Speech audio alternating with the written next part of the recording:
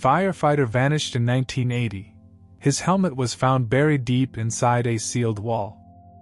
The sledgehammer struck the wall with a thunderous crack that echoed through the empty warehouse. Tommy Rodriguez wiped the sweat from his brow and squinted at the dusty brick surface. Something wasn't right. After 30 years in construction, he could tell when a wall was hiding secrets. "Hey, boss!" Tommy called out to his foreman. "This wall's hollow. Real hollow." The renovation of the old Riverside warehouse had been routine until now. The building, gutted by fire in 1980 and abandoned for decades, was finally being converted into luxury apartments. But as Tommy's crew worked to expose the original brick structure, they'd stumbled upon something that would shake the quiet town of Millbrook to its core. "Stand back," Tommy muttered, raising the sledgehammer again. This time, the impact sent chunks of brick and mortar cascading to the floor. Behind the debris, a dark cavity yawned open like a mouth that had been sealed for 43 years. Tommy's flashlight beam cut through the darkness, and what he saw made his blood run cold. There, nestled in a small chamber barely large enough for a man to crouch, sat a blackened firefighter's helmet. Half melted from intense heat, the yellow surface was scarred and warped, but the reflective tape still caught the light. Most chilling of all was the nameplate, somehow still legible despite the damage, J. Mercer. "Sweet Jesus," whispered Maria Santos, the young architect overseeing the project. She'd heard the stories about this place. Every local had. The Riverside warehouse fire of 1980 had been Millbrook's worst tragedy, claiming the life of one of their bravest firefighters. Within hours, the discovery had spread through town like wildfire. By evening, a small crowd had gathered outside the warehouse, whispering among themselves.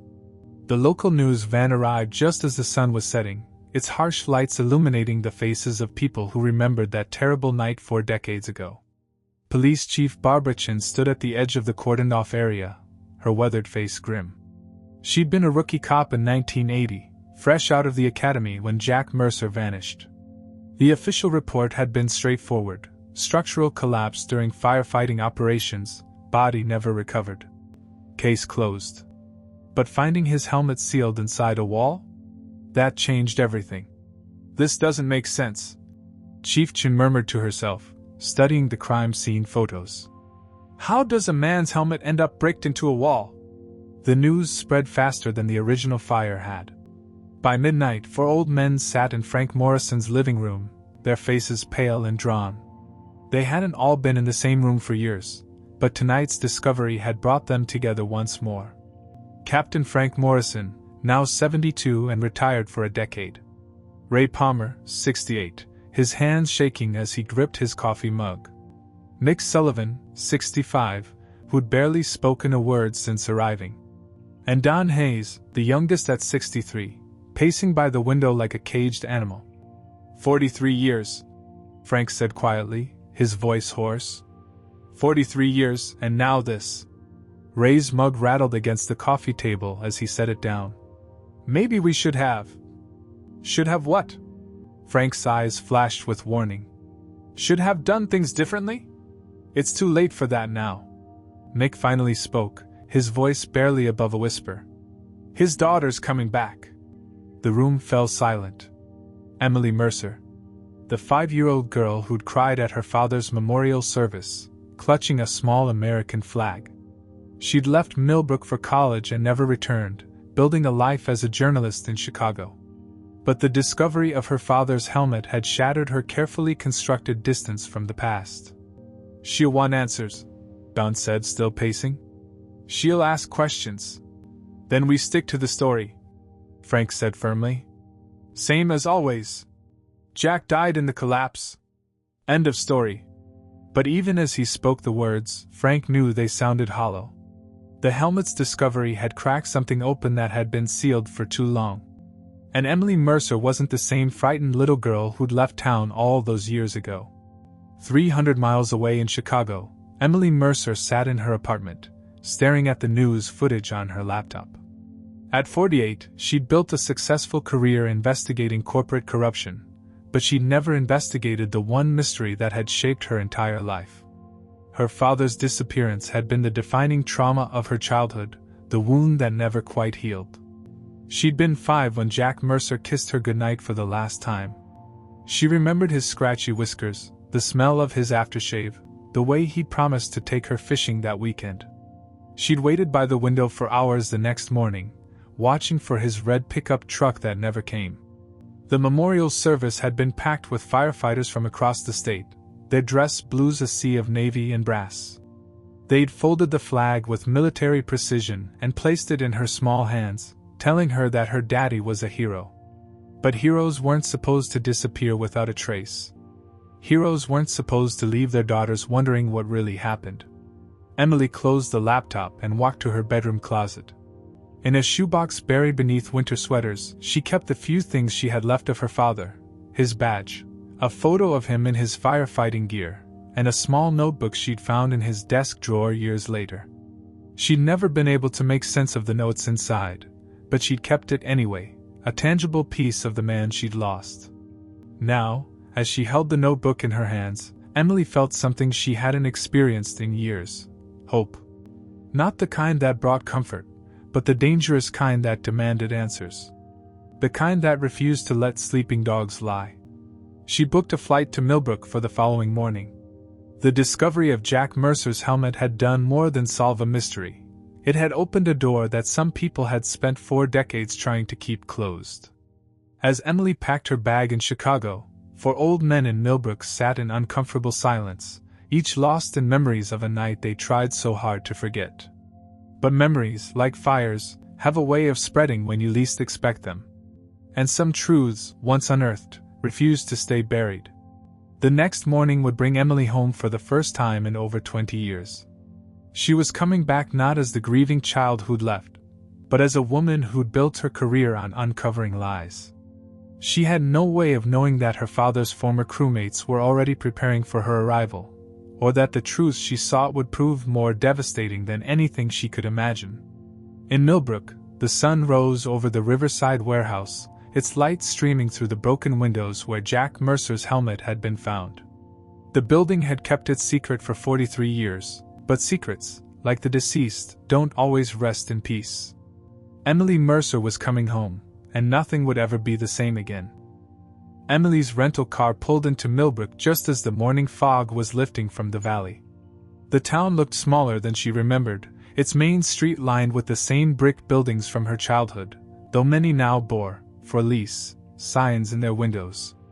She drove slowly past Miller's Diner, the old movie theater, and the hardware store where her father used to buy her peppermint sticks. But it was the firehouse that stopped her cold. Station 12 sat on the corner of Main and Elm, its red brick facade exactly as she remembered. The same brass bell hung by the entrance, the same wooden sign proclaimed, "Millbrook Fire Department established 1952. But seeing it now, as an adult, Emily felt something different. Not the pride she'd felt as a child, but a hollow ache that had never quite healed. She parked across the street and sat in her car, watching as current firefighters went about their morning routines. A young man, probably in his 20s, was washing one of the trucks. He moved with the same purposeful efficiency her father had possessed, and for a moment, Emily could almost see Jack Mercer in that driveway, teaching her how to properly coil a hose. "Emily?" She turned to find a gray-haired man approaching her car. It took her a moment to recognize Captain Frank Morrison, though the years had been kind to him. He was thinner than she remembered, his once broad shoulders now slightly stooped, but his eyes still held that steady authority she recalled from childhood. "Captain Morrison," she said, stepping out of the car. "I wasn't sure you'd remember me." "Remember you?" Frank's smile seemed forced. "Jack's little girl? I could never forget. Though you're not so little anymore." They stood in awkward silence for a moment, the weight of 43 years between them. Emily had loved Frank as a child. He'd been her father's best friend, the man who taught Jack everything about fighting fires. But looking at him now, she sensed something different. A tension that hadn't been there before. "I suppose you're here about the helmet," Frank said finally. "I need to understand what happened, Captain. The official report said structural collapse, But if Dad's helmet was sealed in a wall? Emily let the implication hang in the air. Frank's jaw tightened. Sometimes buildings collapse in strange ways, Emily. Fire does things to structures that people don't expect. Maybe debris fell, maybe the wall buckled and reformed around the helmet. These old buildings, they're not predictable. His explanation sounded rehearsed, and Emily's journalistic instincts kicked in. After 20 years of investigating corporate cover-ups, she recognized evasion when she heard it. "I'd like to talk to the other men who were there that night," she said. "Ray Palmer, Mick Sullivan, Don Hayes. Are they still in town?" Frank's expression darkened. "Emily, I understand you want answers, but some things are better left buried. Your father died a hero that night. That's what matters. But what if there's more to the story? What if there isn't?" Frank's voice carried a sharp edge she'd never heard before. "Jack died in the line of duty. Honor his memory and let it rest." Emily felt a chill that had nothing to do with the morning air. This wasn't the Frank Morrison she remembered, the man who'd carried her on his shoulders at department picnics, who'd always had time for her questions about her father's work. This was someone guarding secrets. After Frank walked away, Emily drove to the library and spent the morning researching the warehouse fire. The newspaper accounts were sparse, a brief mention of suspicious circumstances that were quickly dismissed. But buried in the archives, she found something interesting, a pattern of fires in the months leading up to the warehouse blaze. 3 other buildings had burned under questionable circumstances, all of them struggling businesses with financial problems.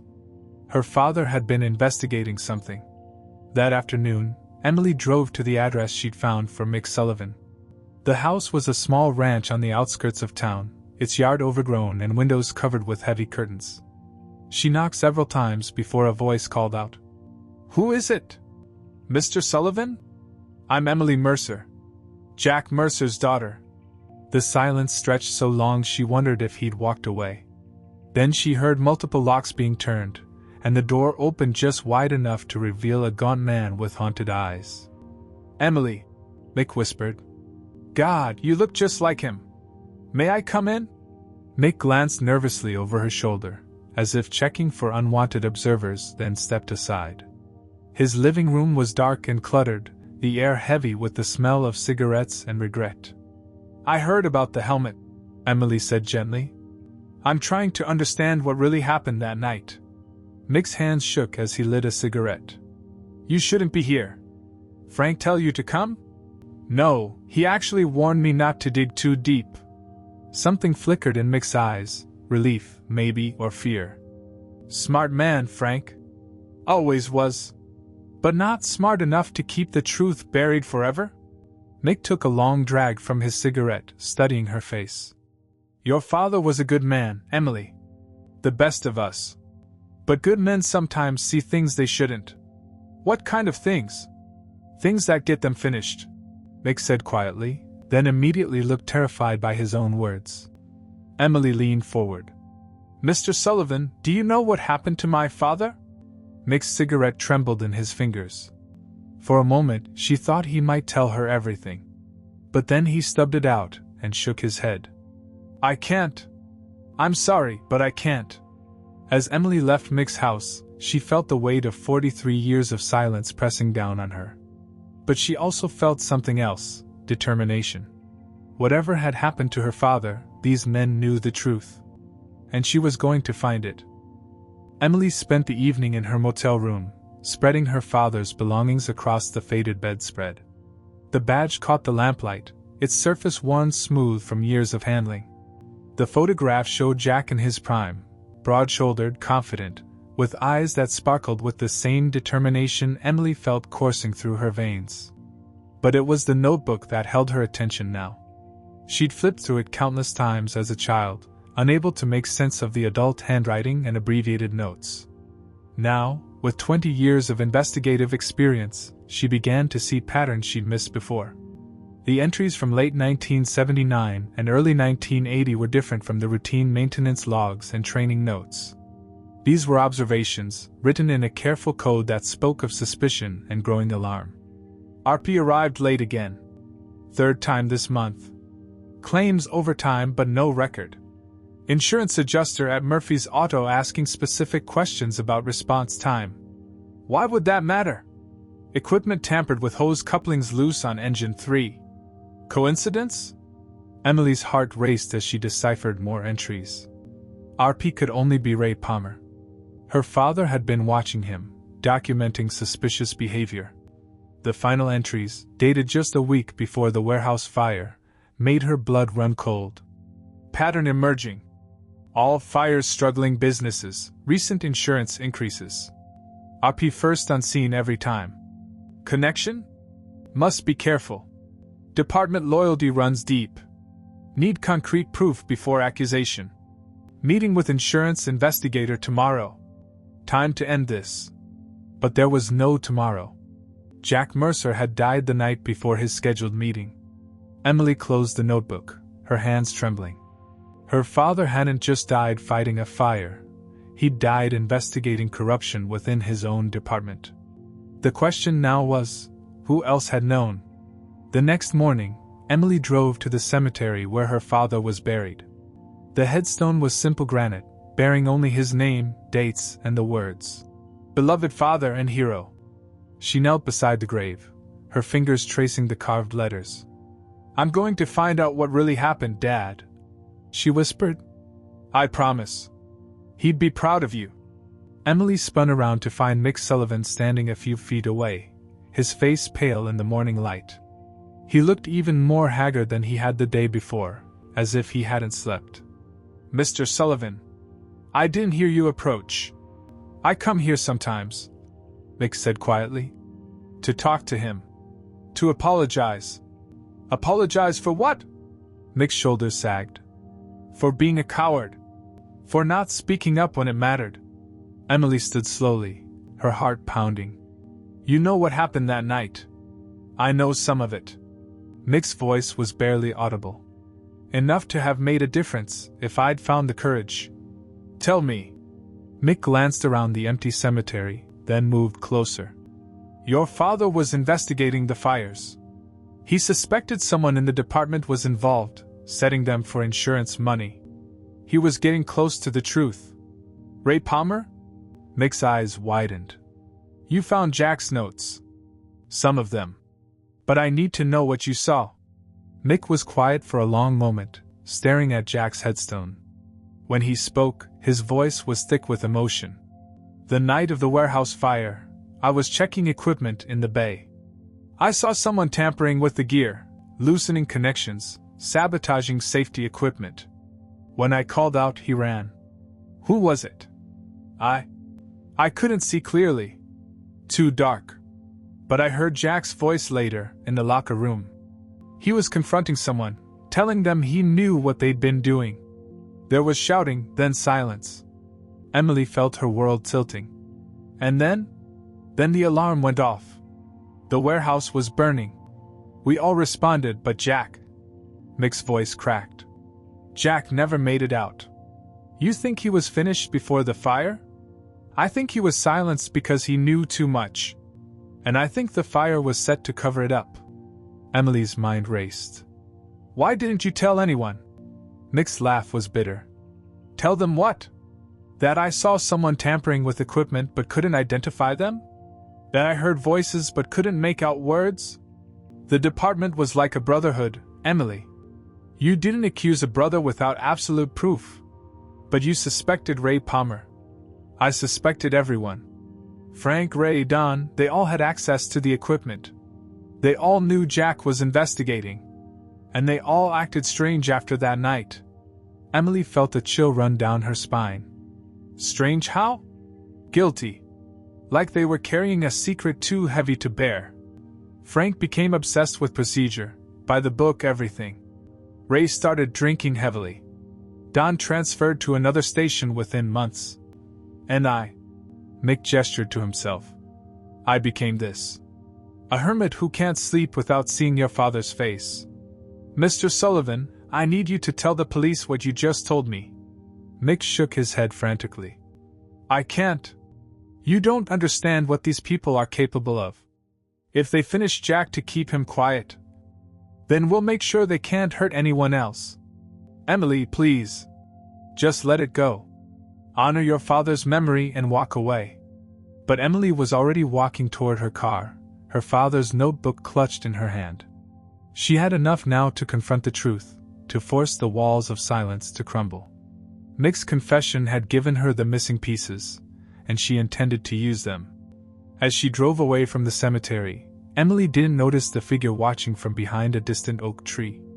Frank Morrison had been visiting his own demons that morning, and he'd heard enough of the conversation to know that 43 years of carefully maintained silence was about to shatter.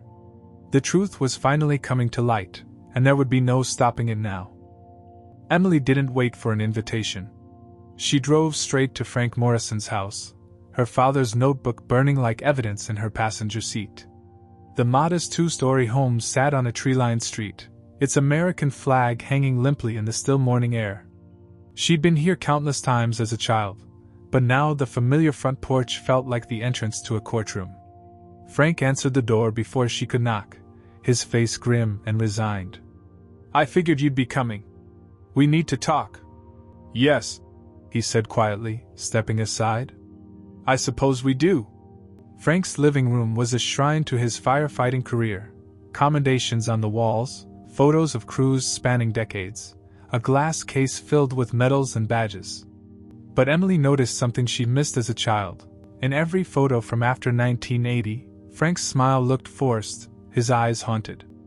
"You were at the cemetery this morning," Emily said, settling into the worn leather chair she'd sat in so many times before. "You heard what Mick told me." Frank poured himself a cup of coffee with shaking hands. "I heard enough." "Then you know I'm not going to let this go. Your father was the same way. Stubborn as a mule when he got an idea in his head." Frank's voice carried a mixture of admiration and regret. "He was investigating the fires, wasn't he?" Emily opened the notebook, reading directly from her father's careful handwriting. Quote, "RP first on scene every time. Connection?" End quote. He knew Ray Palmer was involved. Frank's coffee cup rattled against its saucer. "Jack was always too smart for his own good. Smart enough to figure out that Ray was setting fires for insurance money. Smart enough to document his suspicions. Smart enough to arrange a meeting with an insurance investigator." Emily's voice grew stronger. "But not smart enough to stay alive long enough to attend that meeting. Emily, you don't understand." "Then help me understand." Emily's composure cracked. "Help me understand how my father's helmet ended up sealed inside a wall. Help me understand why 4 grown men have spent 43 years lying about what happened that night." Frank closed his eyes, and for a moment, Emily saw the weight of decades crushing down on him. When he opened them again, tears had begun to fall. "We didn't plan it," he whispered. "God help us, we never planned for it to happen." Emily leaned forward, her heart hammering. "What happened, Frank?" "Jack confronted Ray that night. In the locker room, just like Mick said. He had evidence, photographs, financial records, witness statements. He was going to expose everything." Frank's voice cracked. Ray panicked. They argued and Ray hit him with a wrench from the equipment locker. Emily felt the world tilt beneath her. "He finished him?" "Not immediately. Jack was unconscious, bleeding from his head. Ray was hysterical, saying his career was over, his family would lose everything. He begged me to help him figure out what to do." "So you helped him cover it up?" Frank's shoulders shook. "I checked Jack's pulse. He was so still, so pale. I truly believed he was gone. The head injury looked severe, and he wasn't responding to anything. Ray was talking about making it look like an accident, like Jack had been caught in a collapse during the fire." "What fire?" "The warehouse fire. Ray had already said it before Jack confronted him. It was supposed to be his final job, the biggest payout yet. When Jack threatened to expose him, Ray saw an opportunity to solve both his problems at once." Emily's stomach churned. "You sealed my father in that wall. We thought he was finished."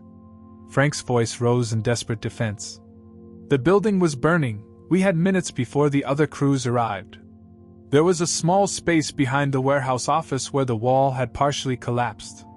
We put Jack there and bricked it up, making it look like he'd been trapped by falling debris. But he wasn't finished, was he? Frank's face crumpled completely. I don't know. God forgive me, I don't know. We sealed that wall thinking we were just making the scene look natural. We told ourselves we were protecting the department's honor, that Jack was already gone anyway. You let me grow up thinking my father was a hero who died fighting a fire. He was a hero, Frank insisted. He died trying to stop corruption, trying to do the right thing. That's exactly what a hero does. Heroes don't get finished by their own crew and sealed in walls. Frank buried his face in his hands. I've lived with this every day for 43 years.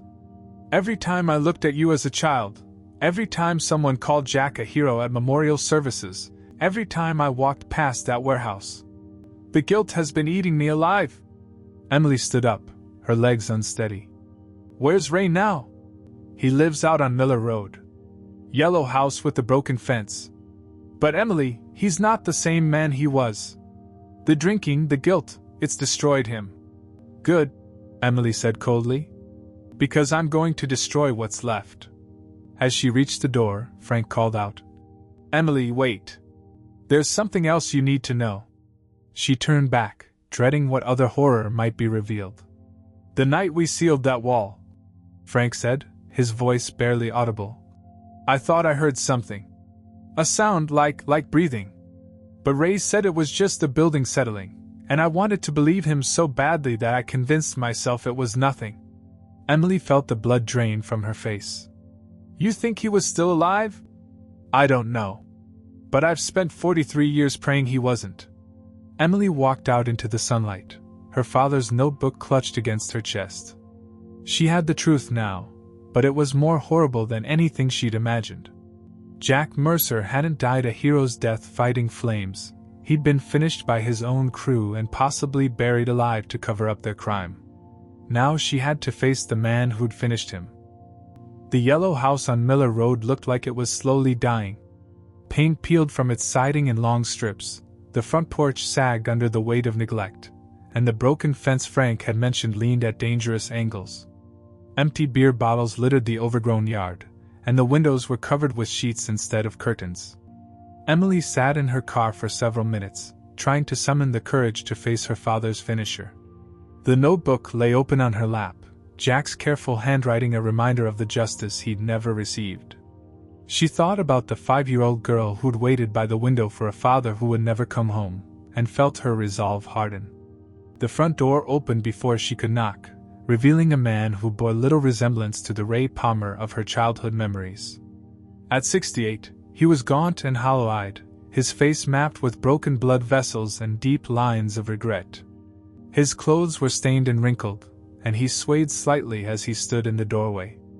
Emily Mercer, he said, his voice slurred but not surprised. Frank called.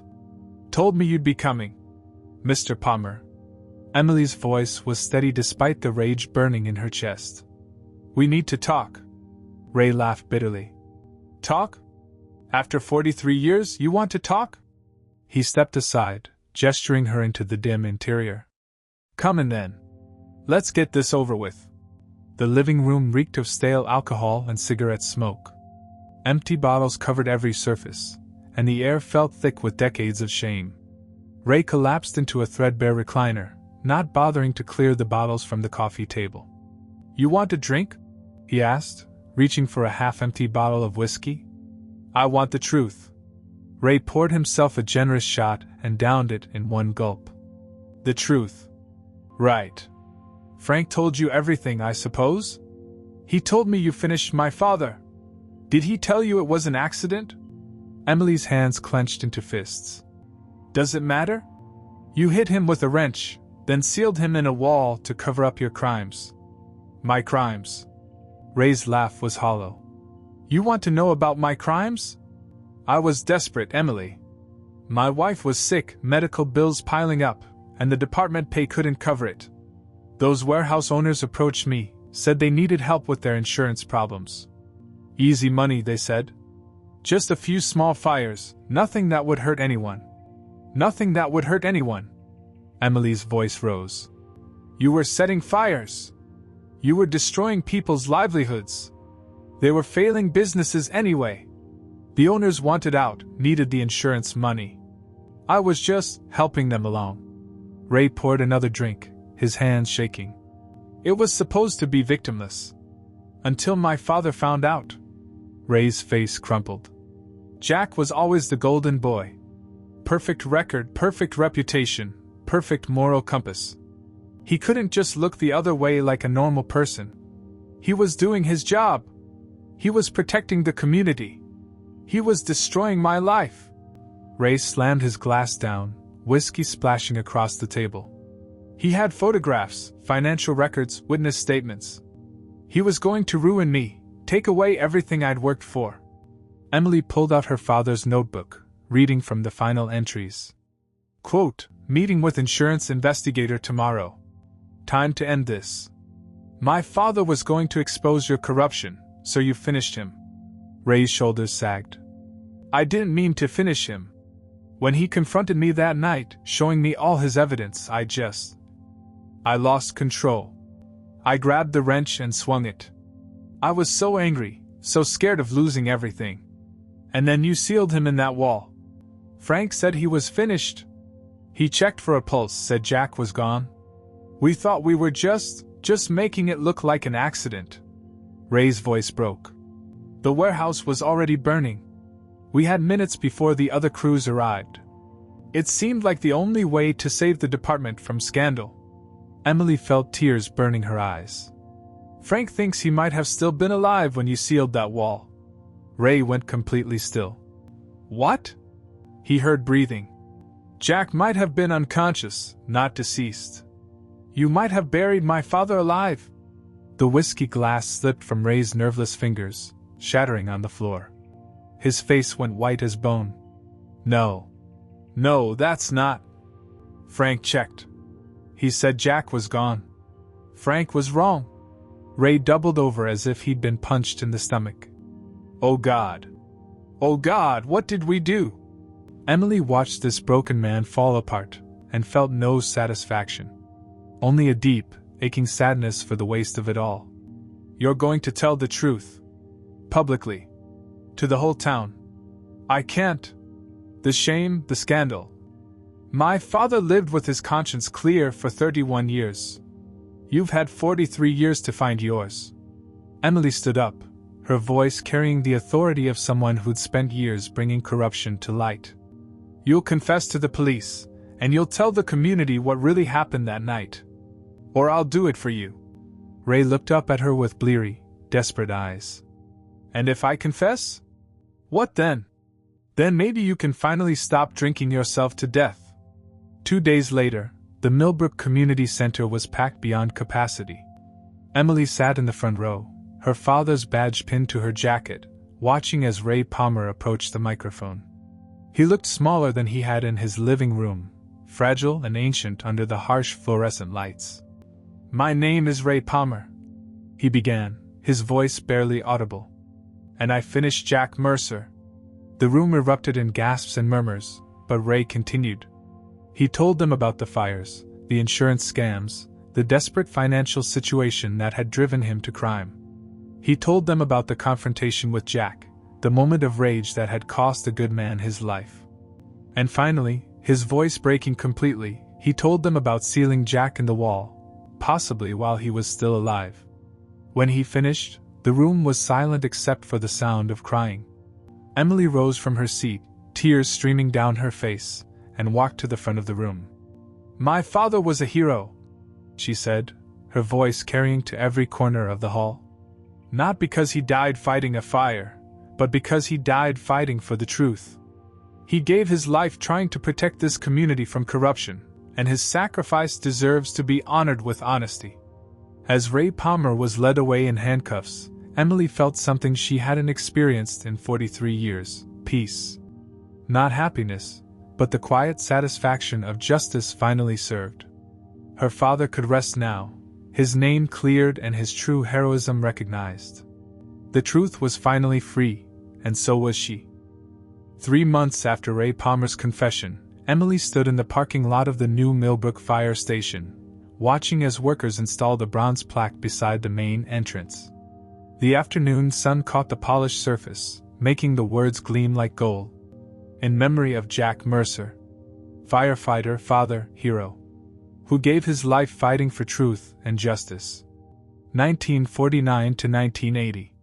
Courage is not the absence of fear, but action in spite of it. Chief Barbara Chin approached, her dress uniform crisp in the autumn air. Your father would be proud of what you've accomplished. Emily nodded, unable to speak past the tightness in her throat. The new firehouse was a far cry from the old Station 12 where her father had worked. This building was modern, efficient, and most importantly, it represented a fresh start for a department that had been tainted by 43 years of lies. The insurance companies have agreed to establish the Jack Mercer Memorial Fund. Chief Chin continued. It will provide grants for fire safety education and equipment upgrades throughout the county. His death will help protect others. That's exactly what he would have wanted, Emily said, finally finding her voice. The aftermath of Ray's confession had been devastating for the community. The revelation that one of their trusted firefighters had been an arsonist, and that others had covered up crime, had shaken Millbrook to its core. But it had also brought a strange kind of healing, like lancing an infected wound that had festered for too long. Frank Morrison had resigned from all his honorary positions and entered therapy, finally confronting the guilt that had eaten away at him for decades. Don Hayes had moved to Florida, unable to face the community's judgment. Only Mick Sullivan had found something resembling peace, volunteering at the local homeless shelter and speaking to young people about the importance of moral courage. I should have spoken up, he told Emily at their last meeting. But maybe it's not too late to teach others to be braver than I was. Ray Palmer was serving a 25-year sentence for crime and arson. His confession had led to the reopening of several cold cases, bringing closure to other families who'd lost property in his fires. Emily had visited him once in prison, not for forgiveness, but to tell him that she hoped he'd find some measure of peace in finally telling the truth. As the workers finished installing the plaque, Emily walked through the new firehouse. Young firefighters nodded respectfully as she passed, all of them aware of her story and her father's sacrifice. The equipment bay hummed with activity, but there was something different about this place, an openness, a commitment to transparency that hadn't existed before. Ms. Mercer? A young firefighter approached, his helmet tucked under his arm. I'm Tommy Rodriguez. I was on the construction crew that found your father's helmet. Emily shook his hand, studying his earnest face. Thank you for making that discovery public. It would have been easy to just quietly dispose of it. My grandfather always told me that the deceased deserve justice just as much as the living, Tommy said. Finding that helmet felt like your father was trying to tell us something. He was, Emily agreed. He was telling us that the truth always finds a way to surface, no matter how deep you try to bury it. That evening, Emily drove to the Riverside Park where she'd played as a child. The old warehouse had been completely demolished after the investigation, replaced by a small memorial garden. Someone had planted wildflowers around a simple stone bench, and children's laughter echoed from the nearby playground. She sat on the bench, watching the river flow past in the gathering twilight. The water carried fallen leaves downstream, past the town where she'd grown up, past the pain that had shaped her childhood, toward whatever lay ahead. Emily pulled a small bouquet of daisies from her purse, her father's favorite flowers. She'd brought them not for the memorial garden, but for something more personal. Walking to the river's edge, she scattered the white petals on the dark water, watching them dance away on the current. I found the truth, Dad, she whispered. It wasn't what I expected, but it was what you died for. Your name is cleared, and your real story is being told. A gentle breeze stirred the remaining petals in her hand, and for a moment, Emily could almost feel her father's presence. Not the mythical hero she'd imagined as a child, but the real man, flawed, human, and brave enough to stand up for what was right even when it cost him everything. Behind her, the lights of Millbrook began to twinkle in the dusk. The town had been forever changed by the revelation of its buried secrets, but it was healing. The fire department was rebuilding with new leadership, new accountability, and new hope. Children were learning about fire safety through the Memorial Fund. And somewhere in the night, other corruption might be prevented by people who remembered Jack Mercer's story. Emily walked back to her car, but she wasn't heading to the airport this time. She decided to stay in Millbrook, at least for a while. The town that had taken her father from her had also given her a purpose, ensuring that his sacrifice meant something, that his commitment to truth would inspire a new generation of heroes. As she drove through the quiet streets of her childhood, Emily felt something she hadn't experienced since she was 5 years old. She was home. Not because the place was perfect, but because she'd finally laid the ghosts to rest. The truth was messy and painful, but it was also liberating. Her father's memory no longer lived in shadows and silence, but in the bright light of justice served and lessons learned. Jack Mercer could finally rest in peace, and so could his daughter.